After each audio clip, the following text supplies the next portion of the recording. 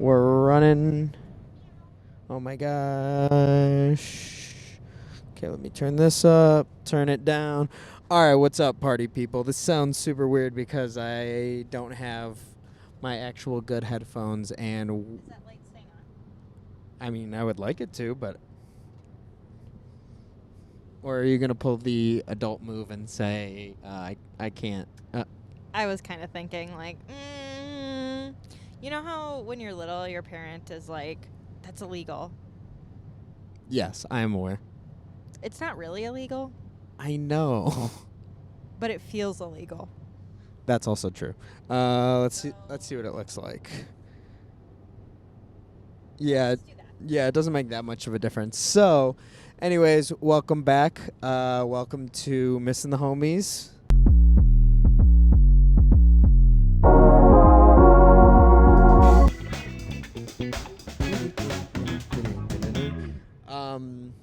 Yeah, so we're here in the car.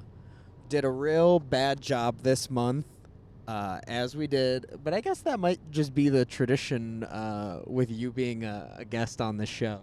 You're too loosey with me. Would you like to elaborate? Like, you're like it's like we have so much time to be able to record because we live together that you're like, oh, we'll get to it when we get to it, babe, and then that never rolls around. Like, we make a plan, and then you're like, let's order Lincoln Station instead. 100%. And I'm glad. Oh, there's a hair on here.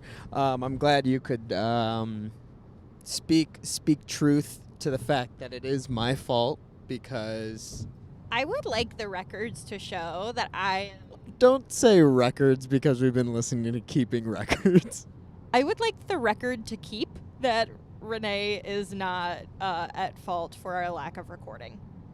No, absolutely not. And I think. And I don't say that to throw you under the bus. Okay, so what we're gonna have to do for this episode is we're gonna have to not talk over each other because we only have one mic. That is so hard. Yes. We're not good at that. But yeah. So, what was I gonna say? I think subconsciously I just use you as the break when I'm like, oh man, this show has been a lot. I need something light, because I looked at it. We've only done 4 episodes. Well, this will be the 4th episode this month.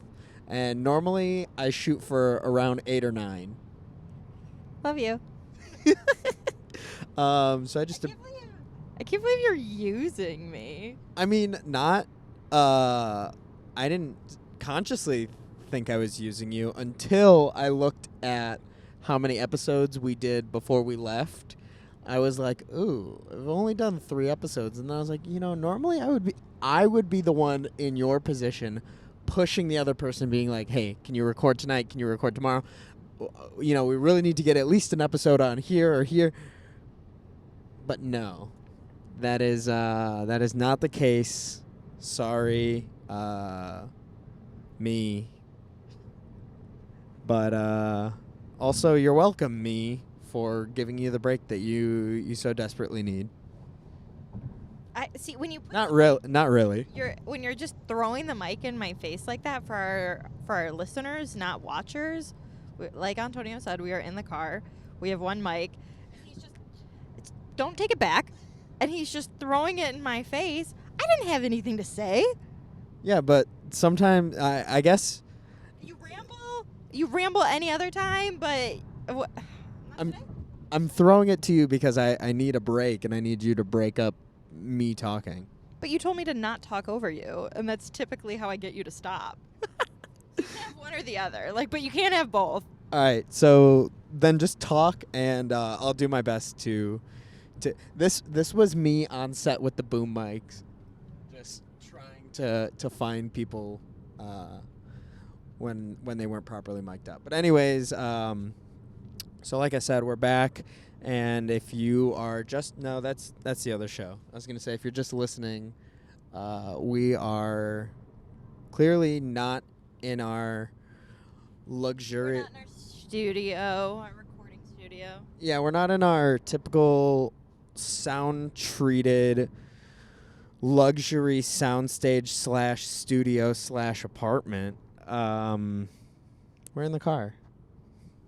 We are just past Kalamazoo. Yes, sir. West Side, Michigan. Stand up. But we are on the road. We are on the road. God, it's it's dark. It's fine. It's fine. For the folks who like watch this, you know what they probably do? They have their YouTube up, they have other things up, and they're not looking at us. Let's be real. Who's gonna sit down and watch us talk for 30 minutes? Ridiculous. I hope you're wrong. But yeah, no, you're probably right. I was gonna say, because the only person who would do that is me and Tony, and Tony is putting his child to bed. Real question. Can you please, for the love of God, give me the difference between a podcast that you watch? Because you say that. You're like, well, that's a podcast that you watch. I don't understand it. What is the difference between that and a talk show host? So, thanks for the question. Caller number 1, thanks for the question. So there really is not a difference. Then why? The, then it shouldn't the be a podcast. Then it should not be called a podcast. So there are hot debates in the subreddits that I'm in that what this is absolutely not a podcast. Then why do you call it a podcast? Because I like the idea of having a podcast. So even if it's not, it's close enough to me to where to me, a podcast is anyone talking into a mic. That would be like 90% of media. Like, is news a podcast then? Absolutely not. But news stations have podcasts. But like, you put that really into my mouth. Pause. ASMR. Honestly, I think this might be our best episode, and we're only 7 minutes in, but I think this is the best one. This is gonna be ASMR of me eating the mic. Horrible form. This is me with my mac and cheese from Panera. No, you with your mac and cheese from Panera was eating it off your lap, and you... Hey, I only did that for one noodle. Oh my God, it is too dark. It's fine. It's fine. It's fine. Oh, I know what we can do. Sound off in the comments. Was it fine? I'm sure it was. No, I don't want light. It's fucking with my astigmatism. It's making it worse. Damn it. Your mom just sent you a text saying she's going to bed soon. Okay. Good night, Leanne. Good night, Leanne. Do you think she watches these? Not a chance in hell. There's not a not a chance in hell. She doesn't even know we do these, probably.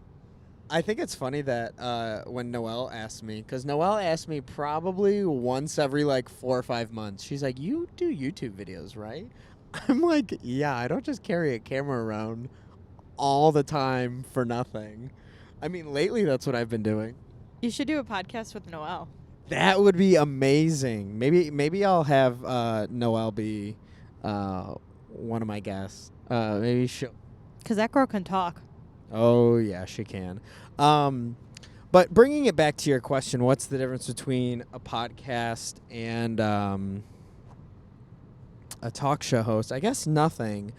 But one of me and Tony's jokes for Show and Tell was the only way he agreed to it was he said, I will do it if it's an audio podcast that you can sometimes watch and not a video podcast that you kind of can listen to. Do you understand those distinctions? I do in the nuance, but I still think that then it's just a talk show. Yes, it is. But I guess I never wanted to put talk show label on it because that felt more pretentious than saying a podcast. Feel a little corny. It feels what was it? Not inherently corny. Fundamentally corny. That was the episode name. Fundamentally corny. So yeah, it felt fundamentally corny, but I guess this would just be a talk show. Yeah, I think that's it because What's your favorite podcast? one more time into the mic. What's your favorite podcast? In what genre? Like, all of them. Like just Like, what's your favorite podcast? But I mean, I guess I have no Like, if I say, what's your favorite food? You don't say, what cuisine? You would say your favorite food. I think my favorite podcast would be Teacher's Lounge then. Nice. Teacher's Lounge, for those who don't know, is an improv comedy podcast where 4 comedians also play teachers, and their hijinks and the arcs throughout the seasons they go from believable to absolutely insane, and it's just, I don't know. I based a lot of my personality off that for a long time, and it has bled into not only my everyday vocabulary, but a lot of the people in my lives' vocabulary. I guess not a lot of people, just a few people. But anyways, what are we here for? Not to talk about podcast or put me on blast that this isn't a podcast. This is just my talk show. Maybe 25 will be the year that I rebrand all of my podcasts into talk shows and just ask. Well, I started getting to the point where I would ask people, hey, do you want to be on my show? Usually, talk show hosts also listen. Damn. Yeah, but anyways, okay, here. You said. Do you want to steer the car, or do you want to steer the conversation? The car. But you were like, we're not here to talk about podcasts, and then you just go into a rampage about your talk show. I didn't take my meds today, so I'm kind of all over the place. So this is me reining you in. Anyways, we are here to talk about Chapter 3 of the Buddha Brain, which was about first and second darts. To check your learning, how about you explain first and second darts to me? Oh my God.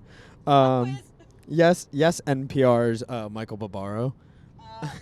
Michael Barbaro is from the New York Times. Check your facts. Oh yeah, he's from the Daily, not NPR. Yeah, you should have called me Mara Eliason. Yeah, I don't know who the fuck that is. My NPR girly. Mara shard out. Shard out. Shard Did out. you shart? No. Do I need to pull over? No, there's no sharding in this car. Not yet anyways.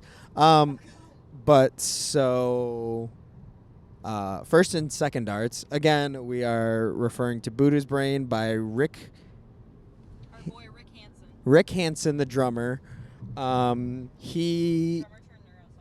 Drummer turned on by neuroscientist Rick Hansen. So the chapter that we read, first and second darts, were about stressors in people's lives, in all of our lives. And first darts are I like how they said it. It was like if you live and you love, you're inevitably going to be hit by a first start, just because that's every person who's living, going through life. So those are first starts. First starts are trauma, or not trauma, like pain that can't be avoided. That is just inevitable. Inevitable pain, such as, Like a pet dying. yeah, nothing you can do to stop that. Shout out Sweaty and Pants. You can't see, but they're in the back. And first starts they don't have to be something necessarily dramatic. Like one of the examples that they use is like your partner comes home from the store and they didn't get everything that you had on the list. Like that's frustrating. That's like Specifically, the example used was milk.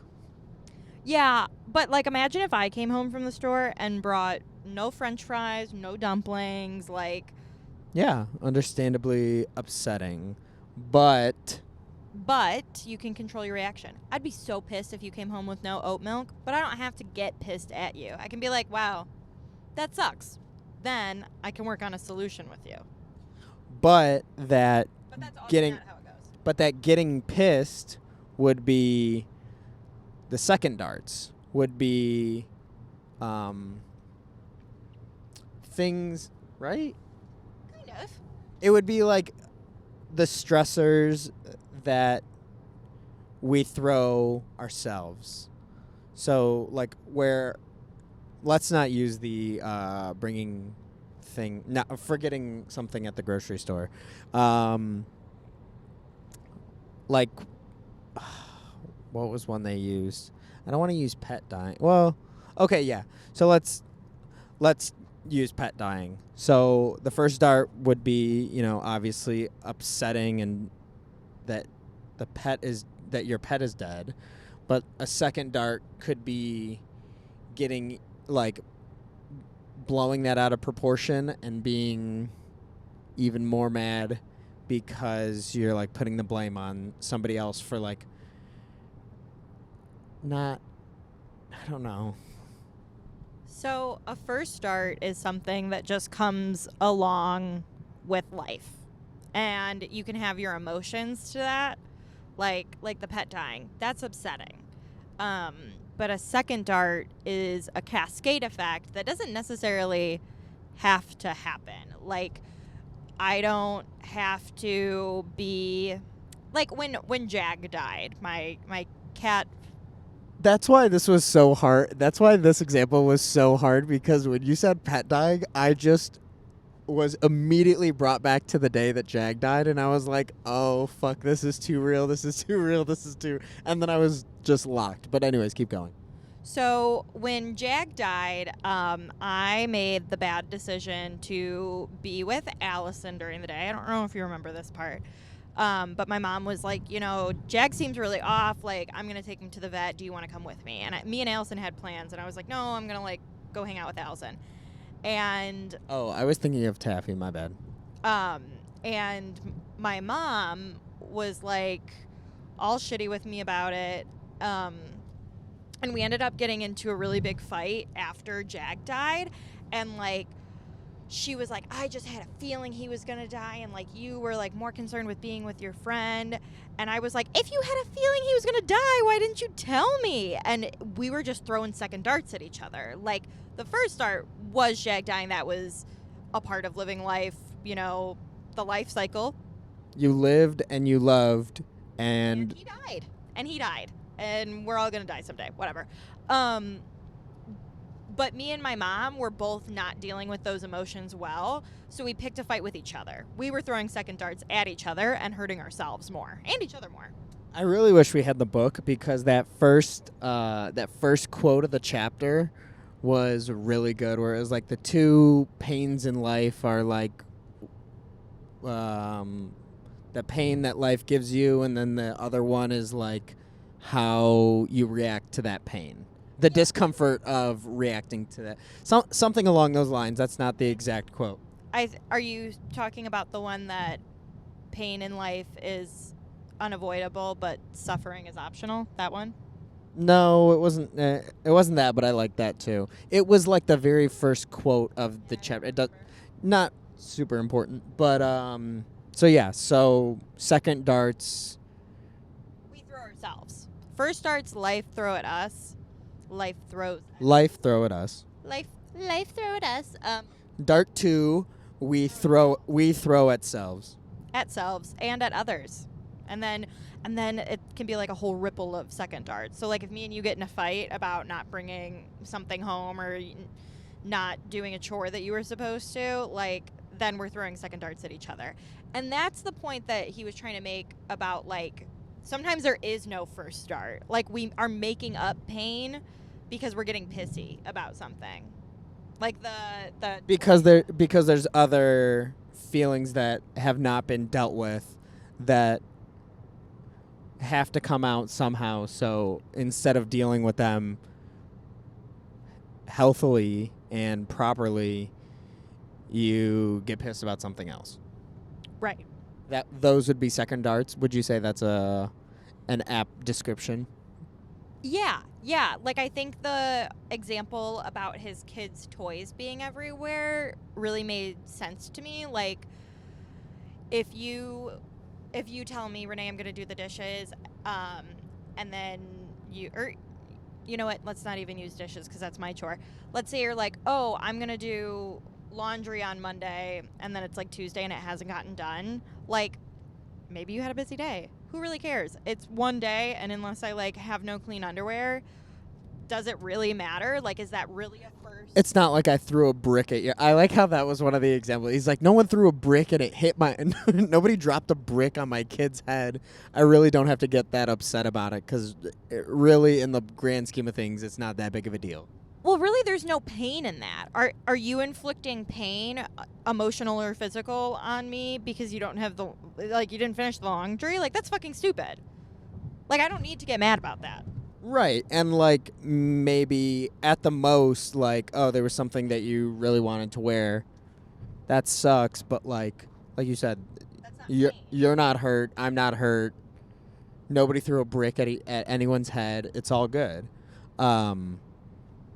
But if I did like pick a fight with you about it, which I feel like we have gotten in silly bickering fights like that. I've seen my parents do it. Like, About the laundry? yes. Oh my God, we've gotten into a couple of big fights about the laundry. And there was no first dart there, but we both threw second darts at each other. Damn. Sitting here thinking about it now, I mean, we have the benefit of hindsight. Yeah, that sucks. It's not my coming back to laundry. The only red flag is the lack of undies for me. Why else would you need laundry done that bad? You wouldn't. That's what I'm saying. I'm agreeing with you.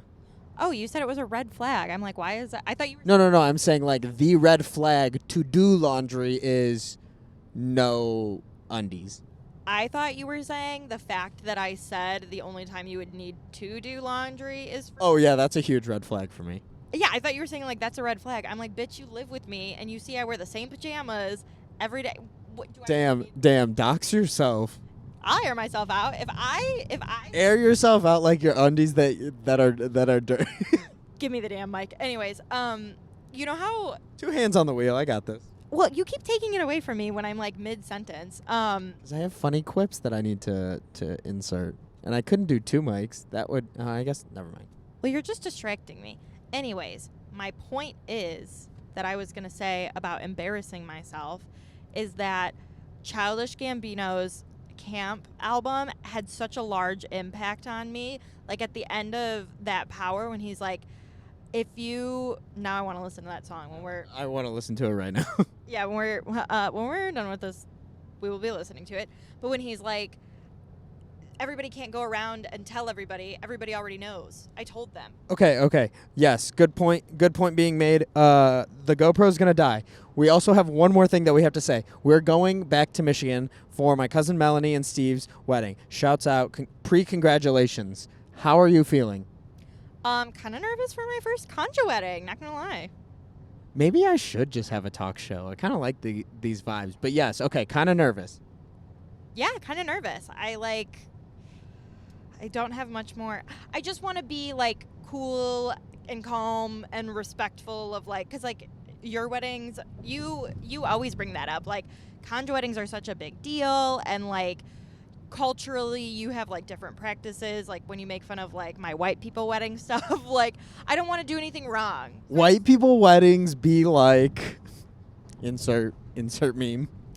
So I just want to like be respectful, and I think I would feel a little less nervous if like you and Jewel are who I ask questions to, and y'all are in the party. So I am a little nervous about that, but I am also extremely excited because it is my first concha wedding, and you look so damn cute in your suit. So hee hee. Hell yeah. Well, I'm super excited. This is going to be my first conja wedding with a date. Also, I wouldn't say... I hope so. Yeah, I mean, yeah. I wouldn't say that I'm nervous, but I'm How do you feel about me going? I'm anxious. Not in a bad way. I don't want to say nervous or anxious because I feel like I'm like good anxious. somewhere between excited and anxious. Like that excited, nervous. Yeah, it feels like maybe like the week before Christmas, because it's not that excited anticipation of like Christmas Eve, but I would say it's like, oh man, like something big's coming up. I'm intrigued to see what the tally of people asking when we're getting married will be, because at Christmas it was 5, so I want to see if more than 5 people ask. Okay, well that is a beautiful note to end on, because one, the GoPro is going to die, but also we're going to be back Place with your bets. we're going to be back with a post wedding update. See you next time on the Missing the Homies show. This is your host, Antonio with the sign off. Love you. Bye. And we'll be back with an update. Bye-bye. Peace.